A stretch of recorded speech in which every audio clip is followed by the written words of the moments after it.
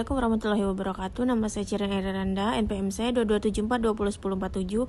Saya dari Prodi Hukum Fakultas Hukum Ilmu Sosial Muhammadiyah Kota Bumi dengan mata kuliah Praktik Peradilan Pidana yang dibimbing oleh dosen pengampu saya yaitu Bapak Ibrahim Fikma Idrisi SHMH. Di sini saya sedikit akan menjelaskan tentang peran saya di praktik peradilan pidana. Pengacara atau lawyer adalah individu yang secara profesional memenuhi syarat untuk membela terdakwa di pengadilan. Berikut adalah definisi dan tugas-tugas mereka. Membuat nasihat hukum. Mereka bertugas untuk mendengarkan masalah klien, memberi nasihat hukum, dan mendiskusikan pilihan, serta ikut mengambil instruksi tentang apa yang ingin dilakukan oleh klien.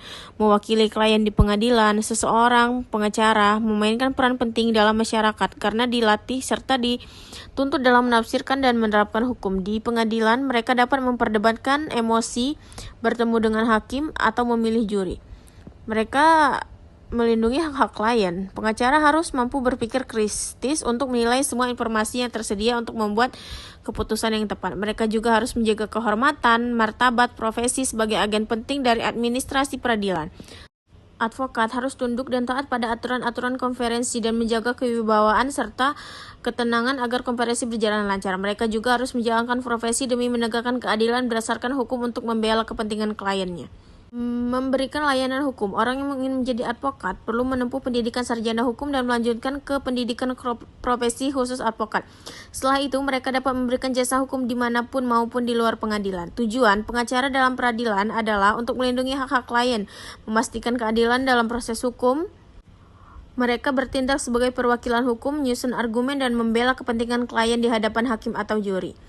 Dengan cara penyelesaian sengketa, pengacara berperan dalam mediasi dan negosiasi untuk mencapai kesepakatan yang menguntungkan bagi klien, menghindari perpecahan lebih lanjut, dan menjaga etika keadilan. Mereka diharapkan untuk bertindak sesuai dengan kode etik profesi, menjaga kerahasiaan, dan memperjuangkan keadilan bagi semua pihak. Seorang pengacara yang ingin berhasil dalam peradilan harus memiliki beberapa kualitas yang penting, yaitu keterampilan persuasif, mampu menyajikan argumentasi yang meyakinkan pada tim untuk membela posisi klien. 2. Kemampuan negosiasi, mampu mencapai kesepakatan yang baik antara pihak-pihak yang terlibat sebelum proses hukum berlanjut. 3. Yaitu mampu mengelola stres dan emosi untuk tetap fokus pada kasus. 4. Organisasi baik, terampil dalam mengelola waktu, dokumen agar semua aspek kasus tertangani dengan efisien. 5. Bersedia berjuang hingga akhir meskipun menghadapi tantangan atau kegagalan. 6. Kemampuan penelitian, mampu melakukan penelitian hukum yang mendalam untuk melakukan argumentasi. 7. Agresivitas profesional yang mampu menghadapi tantangan dan optimisme tanpa kehilangan profesionalisme.